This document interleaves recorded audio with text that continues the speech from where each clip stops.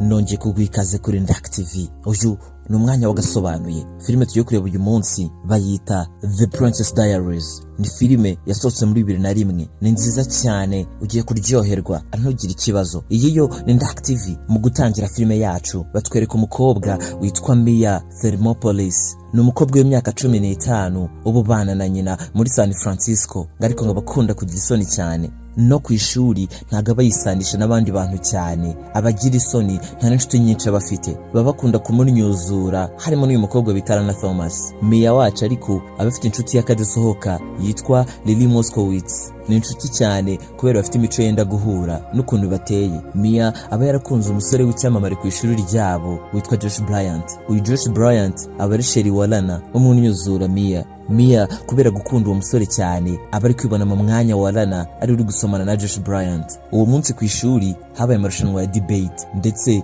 Mia yagiye ku ruhande ruhangana na Josh. Josh ni umusore uzi ibyo avuga, ndetse ubona ko afite ibitekerezo bifatika, n'abanyeshuri bose baramukunda banamukomera amashyi. Mia agezweho yatangiye kudidimanga, abura n'icyo avuga, ahita agenda, abanyeshuri baramuseka. Mia yaratashye, ageze mu rugo nyina yamubwiye ko nyirakuru, ubwo ni nyina ubyara se, yaje muri Francisco avuye mu gihugu bita Genovia, niho baba bakomoka, kandi ngo yifuza guhura nawe. Mia bita bimucanga ngo ntaba yumva ukuntu bashaka guhura nawe, kandi bamaze imyaka myinshi batabonana, batanavugana kuri telefone. Umunsi wakurikiyeho Mia avuye ku ishuri yari afite adresse yaho nyirakuru ari, ajya kumureba. Yasanze ari inzu nziza, ndetse no kumwakira amwakira neza cyane, ndetse bakamuzana na nyirakuru aba yitwa Clarisse Renardi. Uyu nyirakuru yabwiye Mia ko ari umwamikazi w'iki gihugu cyitwa Genovia.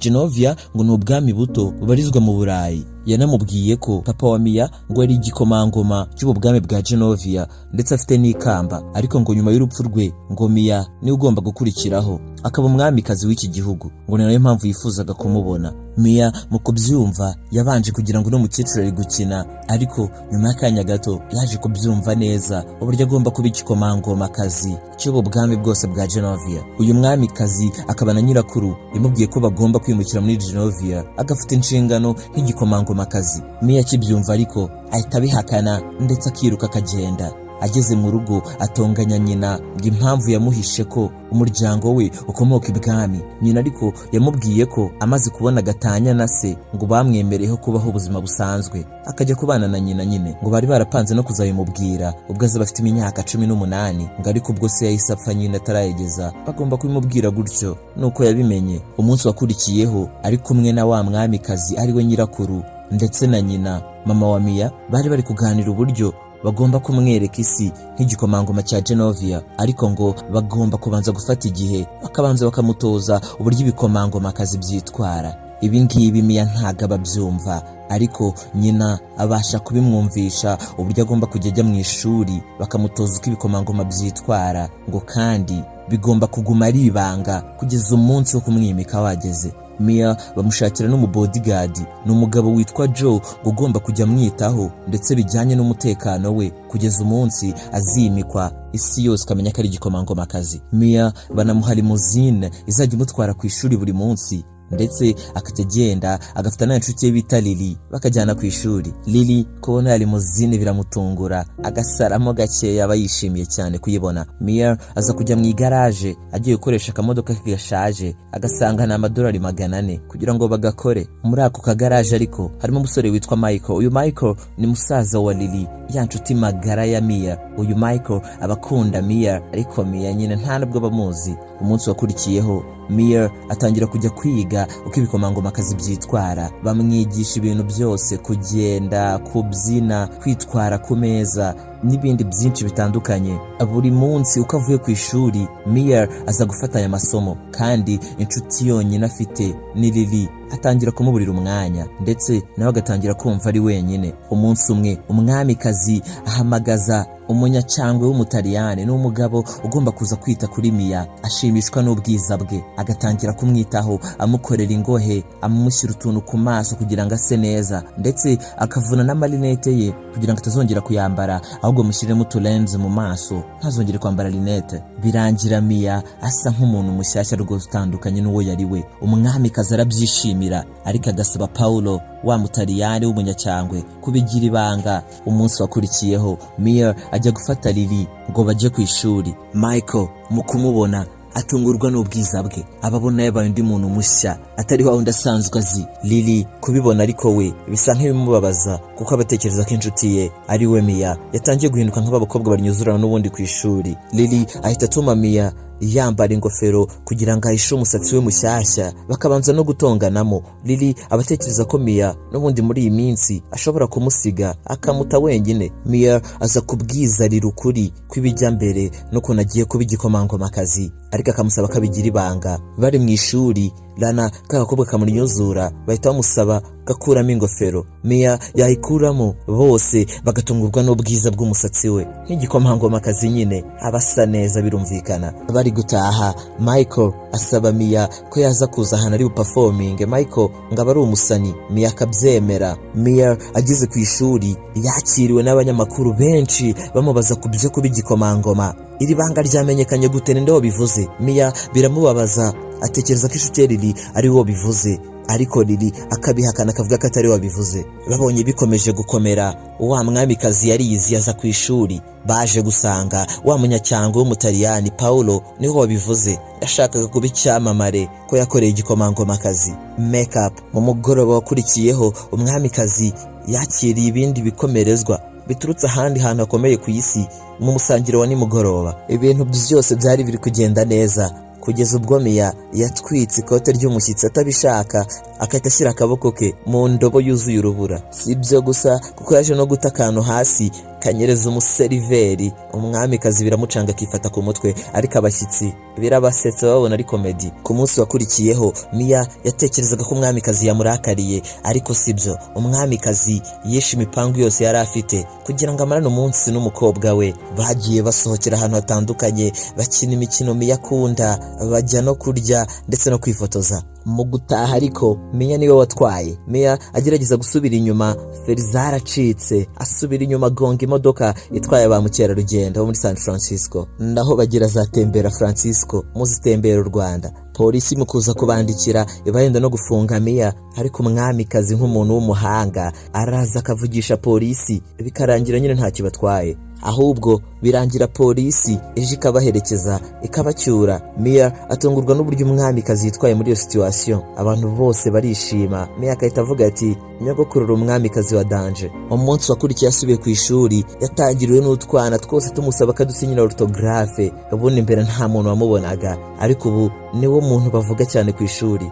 Ndetse na Lana wundi wamunyuzuraga yigira nk'aho ari inshuti ye mu itangazamakuru, aba ari gushaka kwamamara kumwamarira kumuriraho hiti. Ndetse na wa musore akunda Josh amusaba ko basohokana mu kirori kizabera ku mucanga. Mia akabyemera, ndetse Mia ajya no gusaba imbabazi Michael ko batarabashije kujya muri cya kirori cye. Michael biba byamubabaje uburyo ataje mu kirori cye kandi yaramutumiye. Ku mugoroba Mia ari kuganira na nyina amubwira ko Josh atigeze amukunda kugeza amenye ko ari igikomangomakazi, ariko Mia ibyo ntago abyitaho. Muri cya kirori cyo ku mucanga ibintu byose babiri kugenda neza kugeza abanyamakuru ahubwo baje kureba Mia. Abanyamakuru baza ari benshi baje gufotora Mia na Josh, bagashaka kujya kwihisha, ndetse Josh ashaka no kumusoma, Mia agashaka no kubyanga, agahungisha iminwa ngo aba yumva hari ikintu kitari kugenda neza. Birangira ariko ku ngufu Josh amusomye, abanyamakuru nabo bagafotora bakabona ibyo baza kuvuga nyine mu bitangazamakuru byabo. Lana n'abandi bakobwa banyuzuraga Mia bamuhengera agiye guhindura imyenda, bakita bafatiye ari bwambare bakayihisha, agasohoka yambaye isume gusa. Abanyamakuru baba bamutangiriye bakamufotora, byose bitewe na Lana ndetse na za nshuti ze zanyuzuraga Mia kuva kera. Mia ataha mu rugo yasebye, ariko nyina akamuhumuriza. Mu gitondo cyakurikiyeho ibinyamakuru byose nta kindi byavugaga, ni za nkuru za Mia asomana n'umusore ndetse asohoka yambaye isume gusa. Abanyamakuru barakabya, nawe urabizi. Umwamikazi biramurakaza. Mia asaba imbabazi, akabwira ari umwamikazi kabona adakwiriye kuba igikomangomakazi, ariko umwamikazi akomeza kumutumira n'ubundi kuyimikwa rye, akamusaba no kuzana inshuti ashaka usibye Josh. Mia amaze kugenda, Joe araza akaganiriza umwamikazi akamubwira ko mbere yuko Mia b'igikomangomakazi aracyari umwana muto, kandi aracyari umwuzukuru w'umwamikazi, ariko bombi banemeranya ko Mia n'ubundi yenda kuzaba igikomangomakazi agafata inshingano, ngo ni ikibazo cy'igihe gusa. Abatangiye kugenda akura n'uburyo yitwara byarahindutse. Ku ishuri Mia ajya kureba Lily akamusaba imbabazi bitewe n'ukuntu yari amaze iminsi atitwara neza n'uburyo agiye amutumira ahantu henshi ntaze. Bombi bariyunga ndetse Lily akemera kuzaza mu iyimikwa rya Mia. Bagiye muri siporo Josh atangira guseka Mia, ariko Mia akamukubita agapira hagati y'amaguru kugira ngo amwigishe isomo. Ku mugoroba Michael abagaruye imodoka ya Mia ayikuye mu igaraje. Mia ahita akamusaba imbabazi kubwo atitabiriye cya kirori yari yamutumiyemo, ahubwo Mia akahita atumira Michael ko bazaserukana mu iyimikwa rye. Michael arabyanga akamubwira ko yaba asa neza aruko ari kumwe na Josh. Bagiye gufatwa kurya twakomanywa. Mia aba ari kwirira ice cream. Lana na za nshuti ze zimurinyuzura bagatangira kumurnyuzura n'ubundi bamuvugaho amagambo mabi, ariko Mia ahita afata ice cream akagenda akayisigarana mu ruhame mu bantu bose bareba. Nyuma gato umwamikazi aza gusaba imbabazi Mia bitewe n'uko yamurakariye, ariko akanamusaba ko yazavuga ijambo mu gihe yaba agiye kwimikwa. Umwamikazi aba afite na agenda ngo yahoze ari papa wa Mia, ngo yifuzaga kuzayimuha yujuje imyaka 16, ahita yimuha. Umwamikazi yamara kugenda, ariko Mia agafata twangushye arashaka guhunga, ngo ntashaka kuzatenguha umwami. Mu gihe cyo kwimikwa yavuze ijambo ribi ngo abashaka guhunga akigira muri Colorado. Ababona inshingano zo kuzaba igikomangomakazi zikomeje kumuremerera kandi atarimikwa, ahitamo kwihungira akagenda akava aho ngaho. Mu gihe ari gupakira ibintu bye rero abona inzandiko se yamwandikiye, akabanza akazisoma. Muri izo nzandiko se yamubwiraga umumaro ndetse n'uburyo ari ingenzi kuba bakomoka mu muryango w'ibwami, ndetse n'uburyo akunda Mia ndetse na mama we cyane cyane. Ayo magambo yose yakoze ku mutima wa Mia, bisa nk'aho ahinduye intekerezo. Mia yahise ahitamo kujya kwiyimikwa ahari bubera ibyo birori byo kumwimika. Nyine yari yabwiye buri wese ko ari bwijyane muri ibyo birori, agomba kwitwara. Yafashe imodoka agenda mu mvura nyinshi iri kugwa, akubw'ibyaga, ariko imodoka yapfiriye mu nzira ataragerayo. Ku rundi ruhande Michael yakiriye pizza yanditseho ngo sorry, mbabarira. Iyi ni pizza yavuye kwa Mia nyuma yo kubona ko Mia nta katari kugira ngo amusabe imbabazi ndetse atume yumva amerewe neza. Yahise ahitamo kujya muri rya yimikwa n'ubundi bya birori byo kwimika Mia. Mia bitangiye kumucanga, yumva atangiye kuva ku bintu. Joe yahise aza na yari muzini aje gutwara Mia.